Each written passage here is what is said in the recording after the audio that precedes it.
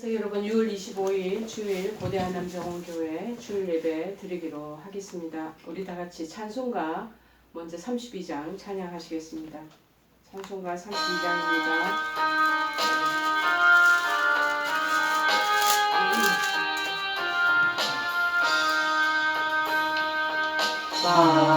만유의 주제 존귀하신 예수 사람이 되신 하나님 나 사모하여 영원히 섬기 내 영광 되신 주로다. 화려한 동산 무성한 저수모 아름답고 묘하나 순전한 예수 더 아름다워 봄 같은 기쁨 주시네. 광명한 해와 명랑한 저 달빛 수많은 별들 빛나나 주 예수 빛은 더 찬란하여 참 비교할 수 없도다. 아멘. 우리 다 같이 사도신경을 고백하시겠습니다. 전능하사 천지를 만드신 하나님 아버지를 내가 믿사오며 그 외아들 우리 주 예수 그리스도를 믿사오니 이는 성령으로 잉태하사 동정녀 마리아에게 나시고 본디오 빌라도에게 고난을 받으사 십자가에 못 박혀 죽으시고 장사한 지 사흘 만에 죽은 자 가운데서 다시 살아나시며 하늘에 오르사 전능하신 하나님 우편에 앉아 계시다가 저리로서 산자와 죽은 자를 심판하러 오시리라. 성령을 믿사오며 거룩한 공예와 성도가 서로 교통하는 것과 죄를 사하여 주시는 것과 몸이 다시 사는 것과 영원히 사는 것을 믿사옵나이다. 아멘. 오늘 하나님께서 저희들에게 주시는 말씀은 구약성경 민수기 23장 13, 14절 말씀 보시겠습니다. 원래는 23장 전체인데 너무 긴 내용이니까 제가 13절, 14절 그 말씀만 채택했습니다. 민수기 23장 13절, 14절 말씀입니다. 원래는 23장 전체의 내용인데 제가 이 두 구절만 짧게 구절을 채택했습니다. 페이지 수는 236쪽입니다. 다 찾으신 줄 알고 제가 봉독해 올리겠습니다. 발락이 말하되 나와 함께 그들을 달리 볼 곳으로 가자. 거기서는 그들을 다 보지 못하고 그들의 끝만 보리니 거기서 나를 위하여 그들을 저주하라 하고 소빔들로 인도하여 비스가 곡대기에 이르러 7 제단을 쌓고 각 제단에 숫송아지와 순양을 드리니 아멘. 끊임없는 발락의 관계라는 제목의 내용입니다. 끊임없는 발락의 관계라는 제목입니다. 오늘 23장 1절에서 12절까지는 발람의 첫 번째 예언에 대한 것입니다. 그 다음에 이제 발람의 두 번째 예언은 13절에서 26절까지고 발람의 세 번째 예언이 27절에서 30절에까지 이렇게 나열되어 있습니다. 그 당시 모아방 이 발락이 이스라엘을 저주하기 위해서 메소포타미아의 복술가 발람을 초청하게 됩니다. 자, 그런데 이 발람은 자기 고향의 그 고대 근동의 풍습대로 제사를 지내게 됩니다.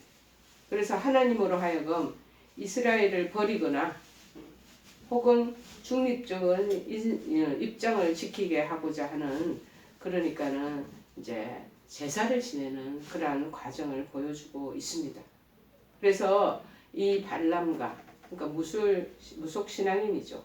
이 발람과 그 당시 이 모압왕인 발락은 하나님이 그래서 원하시지도 않는 제단을 쌓고 그리고 재물을 가지고 하나님을 그들의 편으로 매수하고자 하는 참으로 어리석은 생각을 하면서 제사를 올리게 됩니다.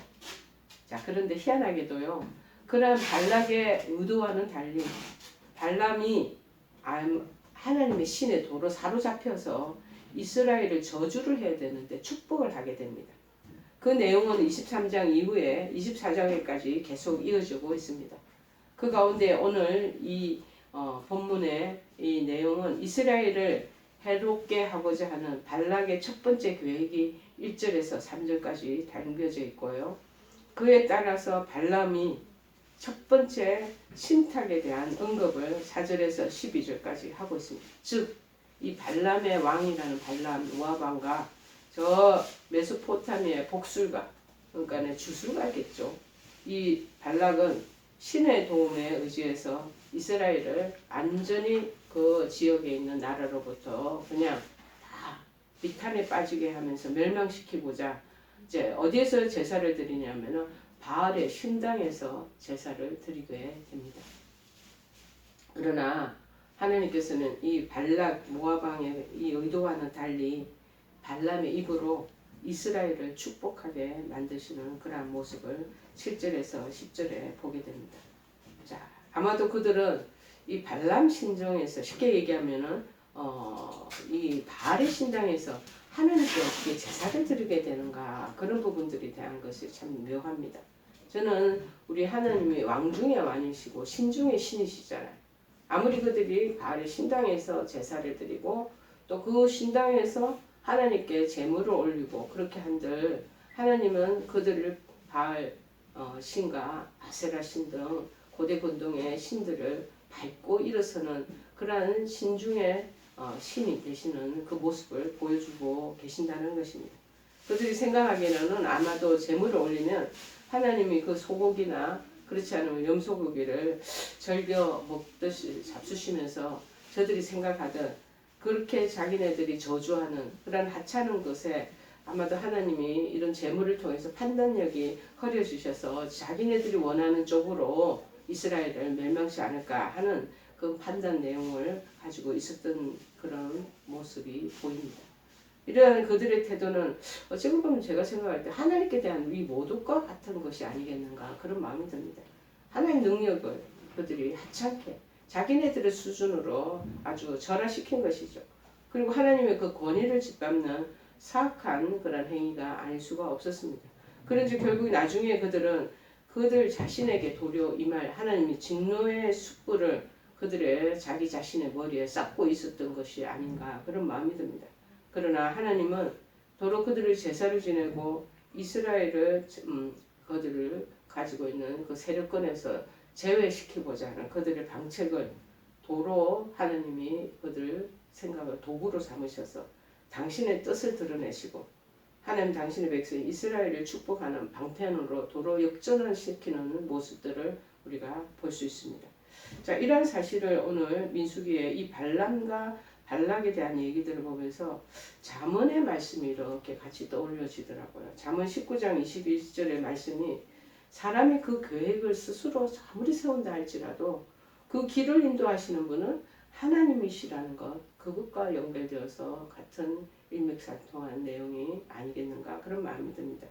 결국 하나님과 그의 백성을 헤아려는 악인의 그 계획, 그 다음에 이방 나라들의 그 술수, 그러한 묘책은 결코 하나님 뜻 안에서 성공할 수 없다라는 것을 보여주고 있는 것 아니겠습니까? 이것을 우리가 다른 편으로 또 생각을 한다면 우리는 비록 우리 인생의 길에서 때로는 이런 발락과 같이 끊임없는 관계를 꾀하고 그러한 유혹과 미혹거리를 우리에게 제시하는 그 악한 사단의 무리 이것을 발락으로 우리가 비교해서 한번 대충 생각해 볼 수도 있겠다라는 마음이 드는 것입니다. 그래서 우리 인생에서 때로는 이런 사단의 세력이나 악인의 그런 유혹이 또 시련이 닥쳐온다고 할지라도 그것이 도리어 우리에게 축복을 가져다 주는 계기가 될 수 있다는 것을 믿는 것이 필요하지 않겠는가 그런 마음이 듭니다. 그래서 믿음에 굳게 서서 흔들리지 않는 모습을 보여야 하는 것이 아닌가 그런 마음이 드는 것입니다. 특히 오늘 본문의 23장의 하반절인 13절에서 우리가 13, 14절을 우리가 두 구절을 봉독해 봤는데요.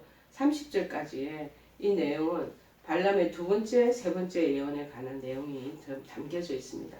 저 앞에서 첫 번째 계획했던 그 계획과는 달리 이상하게 이 발람이 발락 왕의 원하는 대로 이스라엘을 저주하지 않고 도로 이스라엘 축복하는 선언을 그때 하게 됩니다. 그래서 발락이라는 이 왕이 이 장소가 잘못된 것인가? 왜 발람이 이스라엘 도로 선하게 여기는 그 축복의 선포를 하게 되지? 저주를 해야 되는데 자기 의도와는 관계가 없게 되자 당황을 하게 됩니다. 그래서 이번에는 발람이라는 이 무술가를 복술가를 어디로 데려갔냐면 비스가 산 꼭대기로 데려가서 그곳에서 1차 때와 똑같은 방법으로 종교의식을 행합니다. 제단을 쌓고 그다음 제물을 바치고 이제 하나님을 의식한 거죠. 그리고 이스라엘을 두 번째 예언하라. 예언하면서 저주하라. 그리고 그에게 옆에서 간청합니다. 간청하고 요청하니까 특별히 13절에서 17절에 보니까 발락이 말하되 나와 함께 그들을 달리 볼 곳으로 가자. 네가 첫 번째 갔을 때는 네가 그 중에 이스라엘 군대들과 그들이 모여있는 그 부락을 보고 그 여러 가지 군중들을 보고 너무 그 방대함 때문에 네가 얼어 있었던 것이 아닌가 싶다. 다른 곳으로 내가 가서 이스라엘 그 상황들을 보게 해줄게 하고 그들의 끝자락으로 그를 데리고 가서 거기서 나를 위해서 그 이스라엘을 저주하리라 하고 데리고 갑니다. 그래서 이제 비스가 꼭대기에 이르러서 7 제단을 쌓고 각 제단마다 숫송아지와 순양을 준비한 것을 갖다 바칩니다. 그래서 이 발람이 머리에도 발락에게 왕에게 한 묘책을 꾸밉니다. 내가 저기서 여호와를 만나 뵐 동안에 여기 당신은 번제물 곁에 한번 서 계셔 보십시오. 여호와께서 그렇게 발람이 얘기하는 얘기를 듣고 바로 당신 이 복술가에게 임하면서 그 입에 말씀을 주시는 거예요. 희한하게. 그러면서 발락에게로 돌아와서 이렇게 말할지니라. 그리고 이제 발람이 가서 본 적 역시 그 모압 왕이 번제물 곁에 정말 자기가 정말 이스라엘을 저주하고자 하는 그 마음으로 간절하게 서 있는 거예요. 그리고 모압의 그 상층 간부들도 같이 옆에 쫙 일렬이 배열되어 있는 상태로 옆에 고개를 숙이고 있는 거죠. 기대하면서. 그래서 발락이 발람에게 말합니다. 그래, 네가 하나님 만나고 여호와께서 무슨 말씀을 하시더냐 하고 물어보는 거죠. 그리고 이제 그 얘기가 앞으로 이후에 계속 진전이 됩니다.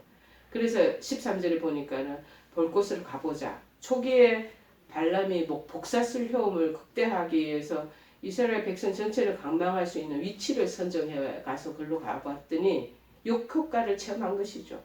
그래서 실패하게 됐다는 것을 이 발락이 깨닫는 거예요. 아마도 내가 너무 정면에 그것을 비유를 보다 보니 이게 발락이 얼어서 그런 게 아닌가. 위치 선정이 잘못됐다는 판정을 내리게 된 거죠.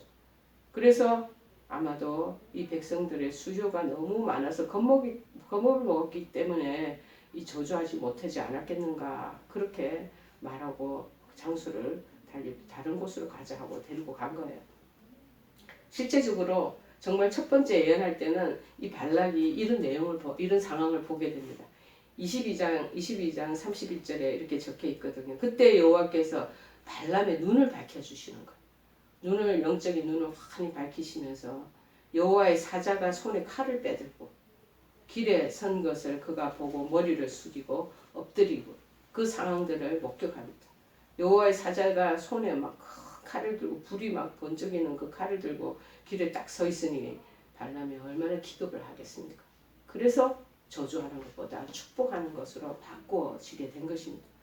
그런데 이제 발락이 생각하기에는 얘가 분명히 너무 위축되어서 그러는가 보다 해가지고 아예 이스라엘 군이 있는 진이 있는 그 끝자락에 끝에 조그만 게 보이는 그곳으로 데리고 와서 거기서 이스라엘의 전체보다는 제일 말미에 있는 그 부분을 보면은 좀 더 자신감을 가지고 저주가 효과적으로 이루어지지 않겠는가 하고 데리고 간 겁니다. 자, 이렇게 발락과 같이 이 세상 사람들은요, 보는 위치와 상황에 따라 다른 평가를 받는다고 막 생각을 하는 것 같습니다. 그러나 발람도 역시 하나님의 강권적인 역사하심이 있다면 1차 때와 똑같이 이스라엘을 축복하는 예언을 할 수밖에 없게 된다는 것을 18절에서 24절에 우리가 볼 수 있습니다. 결국 우리가 이제 깨닫게 되는 것은 뭐냐? 하나님의 사람들은요, 상황에 따라 변화되지 않는다는 것을 우리가 깨달아야 하는 것입니다. 왜냐하면 성도들의 이 권위와 힘은 영원하신 하나님으로부터 나오는 것이기 때문인 것이죠. 저번 주에도 제가 설교 내용에도 믿음의 사람들의 하는 역할들, 그 가지고 있는 삶의 관점들이 어떠해야 되는 것처럼 우리가 이런 세상을 살아갈 때 믿음의 사람들과 정반대의 세상 사람들, 쉽게 해서 말하면 세상 사람들 중에서 사단의 세력에 미혹되어서 휘둘려서 사는 그 사람들에 의해서 우리가 또 피해를 받는 경우가 있다는 것이죠. 그런 상황에 대해서도 어떻게 우리의 마음가짐, 믿음의 태도는 어떠해야 된다는 것을 오늘 보여주고 있는 것 아닌가 싶습니다. 그래서 소빔들로 이제 산골짜기 있는 산들로 가려져 있는 그 부분을 추천해 가지고 안내하게 되잖아요. 이러한 본문이 13절 14절에서 보여주던 하나님 백성을 헤아려는 이 악인의 관계는 끊임없이 되풀이되고 있다는 것을 우리가 보게 됩니다. 한두 번 저주하라고 했을 때 축복의 말로 바뀌어지면 발락 왕이 포기를 하게 되는데 끊임없이 3차에도 또다시 그를 다른 곳으로 데려가서 저주하도록 그렇게 이 발람을 자꾸 옆에서 설득시키고 충동질하게 되는 것을 보게 됩니다. 여러분, 사단의 세력과 얼마나 똑같은지죠. 발락이라는 것이 이름이 발락이지 아마도 이 사단의 악인의 관계와 거의 우리가 유사하다는 것을 느낄 수 있습니다. 그러나 그 악인의 세력이 아무리 강하다 할지라도 그게 아무 쓸모가 없다는 것입니다. 그 관계는 도리어 자신을 괴롭게 하고 멸망시키는 그런 올무로 나중에 나타나게 된다는 것도 우리가 알 수 있습니다. 그런데도 악인들은 그렇지 않습니다. 끝까지 포기하지 않습니다. 멸망당하는 날까지 계속해서 끊임없이 그 시도를 우리 선한 믿음의 사람이 처해 있는 환경 가운데 그들 아니면 육신의 그 질병 가운데 끊임없이 되풀이되고 하고 있다는 것을 살필 수가 있습니다. 그러나 우리는 이런 상황에서도 어떤 마음을 가져야 되나? 요동하지 않아야 된다는 것. 물론 말은 쉽죠. 그러나 실행하기는 참 어렵지만 옷이 중요한 것은 여러분이 이런 성경 말씀을 읽고 듣고 설교를 여러분이 경청하면서 나에게 오는 이 발락의 끊임없는 이 강교나 이 미혹은 무엇을 의미하는 것인지 생각해 볼 필요가 있다는 것입니다. 아무리 이방왕 발락이 음모를 깨할지라도 이 발람이라는 사람, 이 둘은 하나님께서 이스라엘 백성들에 대한 저주, 이거는 하나님께서 금기하고 계신다는 사실을 잘 알고 있었을 것입니다. 1차 시도해도 안 되고 2차 시도해도 안 되면 마음속으로 이거 하나님 뜻이 아닌가 보다 하고 빨리 알아채고 손을 떼야 되는데 그렇지 않은 거예요. 특별히 모압하고 발락은 여전히 가능한 한 이스라엘 백성을 저주하고자 끊임없이 애를 쓰고 노력하는 것이 보입니다. 그래서 첫 번째 시도 실패, 발람을 또 충동질해서 또다시 저주를 시행할 것을 명하고, 이 원리는 우리가 잘 알아보면 영적으로요, 사단이 우리를 미혹하고 우리를 개교를 꾸밀 때 하고 똑같다는 것입니다. 성도를 유혹하는 사단의 도전은 우리가요 넘어지고 쓰러질 때까지 끈질기게 계속 한다는 것을 우리가 명심하셔야 될 것입니다. 그래서 우리에게 이 마귀와 사단과 대적할 경우에는 우리들이 사단의 1차, 2차 세력에 조금 이겼다, 승리했다고 그래서 안심하면 안 되는 거예요.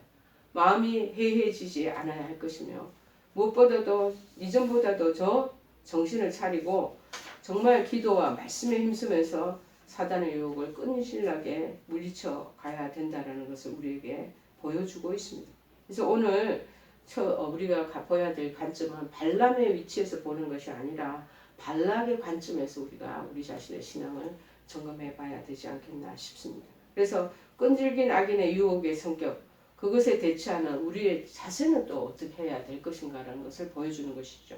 첫 번째 우리가 알아야 될 것은 우리가 그냥 살고 있기 때문에 영적인 이 세계에 대한 것을 잘 모르고 무지해서 사단이 없다라고 생각하는 사람들도 많이 있습니다. 그리고 사단의 유혹은 한시적이고 한번 물리치고 대적하고 물러갔다고 생각을 하는데 그렇지 않습니다. 계속적으로 우리가 넘어질 때까지 누가 이기냐 쉽게 얘기하면은 경쟁 구도하듯이 넘어뜨리기까지 끝까지 한다는 것입니다. 오늘 보세요. 이 발람에게 이스라엘을 저주하라고 처음부터 계속 요청하잖아요. 발람이라는 사람은 복술가는 그런데 오히려 이스라엘을 축복하죠. 자, 왜? 하나님께서 그 입술을 사용하시는 거예요. 그 입에 저주의 말보다 축복의 말이 들어가도록 그 입을 돌려놓으신 것이죠. 자, 1차에 실패하자 단념하지 않고 재차 또 다른 곳에 가서 또 다른 방법으로 하는 거죠. 이스라엘 백성은 저주하라. 넘어뜨리게 계속 유도를 합니다. 영적으로 보면 사단도 마찬가지입니다. 우리 성도들을 무너뜨리기 위한 가장 큰 무기로 끊임없이 계속적으로 유혹하고 우리를 정말 관계를 꾀한다는 것을 여러분 아셔야 됩니다. 사단은 인간으로 하여금요 계속적으로 그리고 반복해서 죄를 범하도록 합니다. 우리가 이렇게 보면은요 요새는 심리학적으로 보면은 중독이라고 얘기를 많이 해요. 중독 증세를 보이는 사람들을 한번 보세요. 자기가 했던 것을 계속해요. 여러분 도둑질하는 사람, 강도하는 전과자들 보십시오. 자기네들이 전문적으로 했던 것들을 계속적으로 하는 그런 패턴을 가지고 있습니다. 쇼핑 중독, 게임 중독, 자기가 거기에 빠져있던 것에 한 번, 몇 번에서 한두 번 하다가 빠져나왔더라도 또 다음에 자기가 디프레스 되고 그 다음에 여러 가지 실패의 그런 감정에 휩싸여 들면 또다시 그 길로 또 들어가는 거. 자기 했던 패턴으로 계속적으로 가게 된다. 그렇게 유혹한다는 거, 그거를 기억하셔야 됩니다. 그래서 장기적인 유혹은 인간으로 하여금 결국에 절망 가운데 무너지게 한다는 것입니다. 그러므로 장기적인 고난 앞에 우리가 당연할 재간이 없습니다. 장기적인 고난이 우리 앞에 닥칠 때 우리는 더더욱 각별히 무장을 해야 할 필요가 있습니다. 오늘 본문에서 보면 발락이라는 자가 끈질기게 발람을 물고 늘어지는 모습이 보이지 않습니까?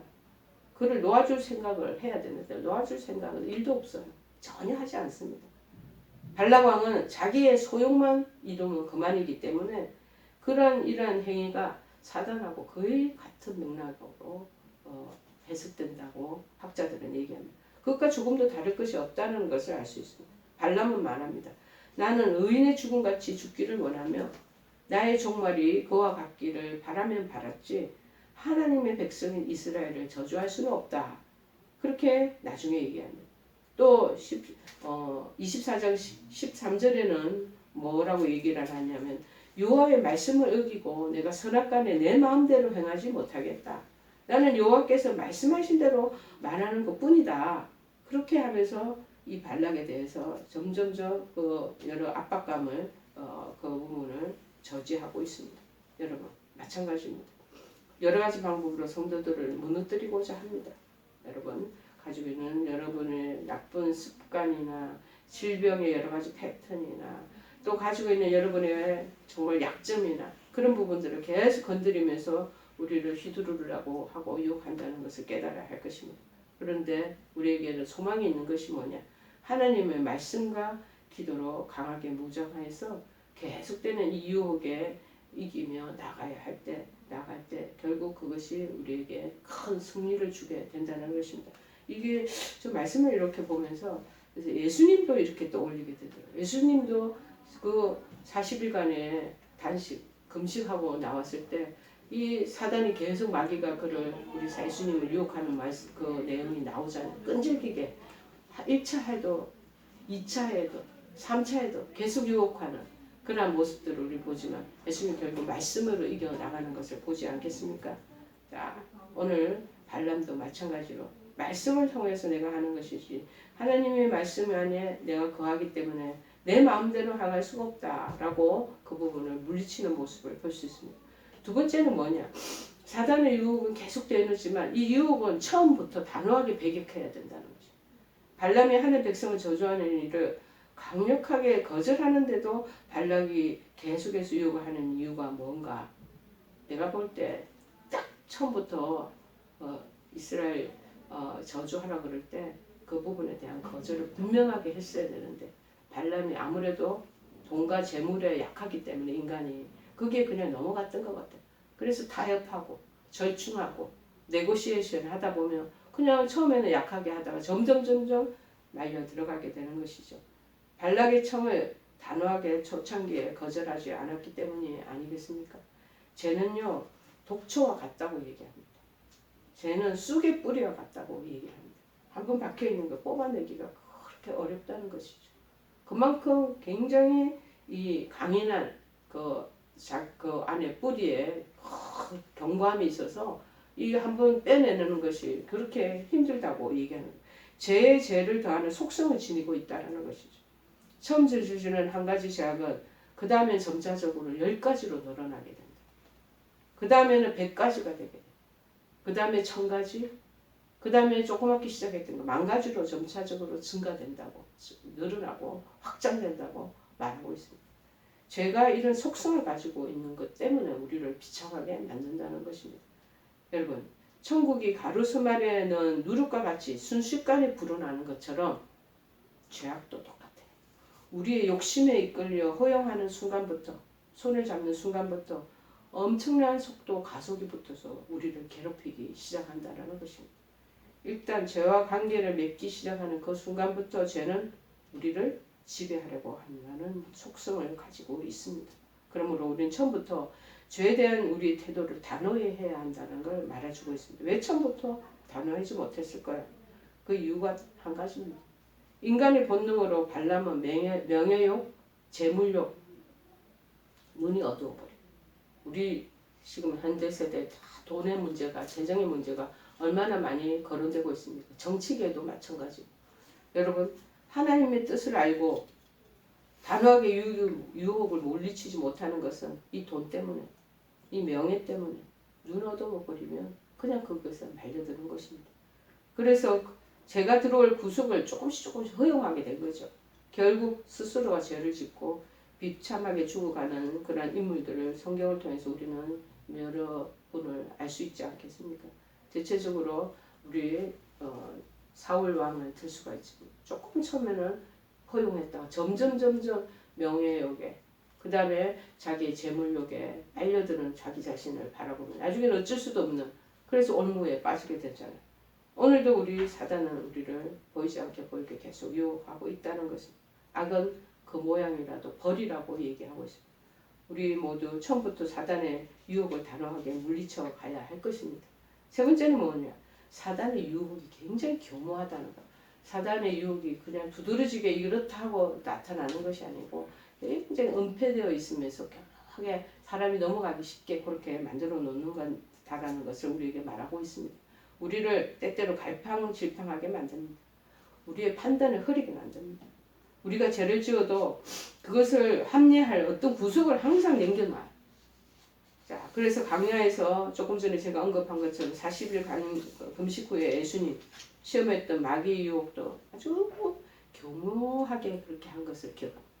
첫 번째 우리 인간의 첫 조상인 아담과 하와의 이 마귀의 유혹, 사단의 유혹도 교묘하게 이 사과를 먹으면 눈이 밝아진다. 누가 그런 말 한 적이 있더냐 하고 묻잖아요. 교묘하잖아요. 자, 그렇기 때문에 죄에 대처하는 우리 성도들의 자세는 굉장히 지혜롭고 조심성이 있어야 한다는 것입니다. 우리가 하나님의 말씀에 대한 지식이 부족할 때 무엇보다도 마귀의 이 교묘한 책동에 말려들 소지가 많다는 것입니다. 예수님께서는 하나님의 말씀을 사용하셔서 결국 사단의 시험을 이기시고 승리하신 그 부분이 우리 마태복음에 나오잖아요. 우리도 하나님 말씀을 잘 비추어 가까이 하나님 말씀과 가까이 하고 그리고 우리에게 잘못이 뭔가 보일 때는 과감히 하나님의 말씀으로 물리쳐서 나가야 된다는 거죠. 사단은요 오늘날에도 끊임없이 우리 믿음의 사람들을 넘어뜨리려고 온갖 실수를 다 부립니다. 한 번의 유혹으로 그치는 것이 아닙니다. 계속해서 우리를 유혹하여 할 수만 있으면 우리가 하나님께 죄를 짓도록 그렇게 만들려고 한다는 것입니다. 그래서 끝까지 우리가 하나님의 말씀을 늘 근접하게 붙잡고 있어야 합니다. 죄의 유혹이 조금이라도 낌새가 보이면 처음부터 단호하게 배격하고 어떤 방법으로든지 교묘하게 접근해 올지라도 평소에 말씀과 기도로 철저하게 다 무장해서 그것을 물리쳐야 할 것입니다. 그래야 할 때 하나님은 저와 여러분과 함께 하셔서 승리하게 하시고 우리 결국에 어려운 이 질곡 가운데서 우리를 건져내시게 되리라 믿습니다. 오늘 주시는 이 발락의 끊임없는 관계 이것을 우리가 교훈 삼아 우리 삶의 주변에서도 하나님께서 주시는 그런 말씀에 벗어난 그 관계나 유혹과 미움이 없는가 살펴보시고 추스리시는 우리가 되기를 바랍니다. 우리 다 같이 찬송가 359장 찬송하시겠습니다.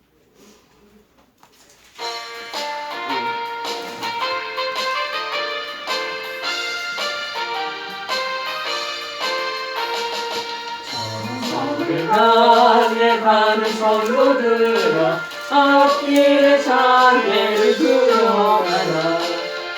성령이 너를 인도하시니 내 지체를 하고 있느냐.